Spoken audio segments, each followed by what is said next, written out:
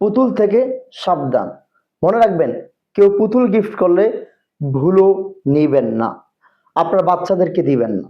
আজকে আমার কাছে একজন রুগী এই পুতুলটা পাঠিয়েছে, আমি অবাক হয়ে গিয়েছি। দেখেন, এই যে বক্স রয়েছে, পুতুলের বক্স, আমি অবাক হয়ে গিয়েছি যে এই পুতুলটা একজন মানুষ, একদম আত্মীয়, নিকট আত্মীয়, সে একটা মেয়েকে এটা গিফট করেছে।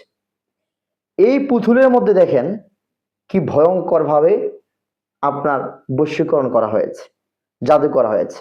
মনে রাখবেন, পুতুলের মাধ্যমে বান মারা হয়, পুতুল দিয়ে বশীকরণ করা হয়, পুতুল দিয়ে মানুষকে মেরে ফেলা যায়, অর্থাৎ পুতুল দিয়ে অনেক কিছু করা যায়। অনেকে বিভিন্নভাবে এটাকে মন্তব্য করে, আজে বাজে অনেক বাজে কথা বলে, কিন্তু যখন আপনি এই সকল সমস্যার সম্মুখীন হবেন তখনই বুঝতে পারবেন। আপনি কল্পনা করেছেন? এই দেখেন, একটু ভালো করে দেখেন, আপনাদেরকে দেখাই, দেখেন, একটু দেখেন, খেয়াল করেন, এই যে একটু খেয়াল করেন, আপনি একটু ভালো করে লক্ষ্য করেন তো, পুতুলের চতুর্দিকে আপনি দেখেন, এই যে দেখেন। তাহলে এই সকল পুতুল থেকে আপনি কেন সাবধান থাকবেন? আল্লাহ নবী সাল্লাল্লাহু আলাইহি সাল্লাম বলেছেন, লা ইয়াদখুলুল মালাইকাতু বাইতান ফিহি কালবুন ওয়ালা তাসাউই।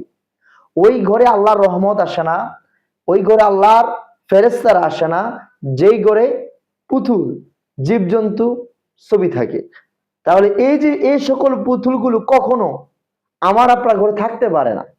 এই সকল পুতুলগুলো দিয়ে কখনো আমাদের সন্তানরা খেলাধুলা করবে না, আমরা দেব না। খেলাধুলা করার অনেক জিনিস রয়েছে।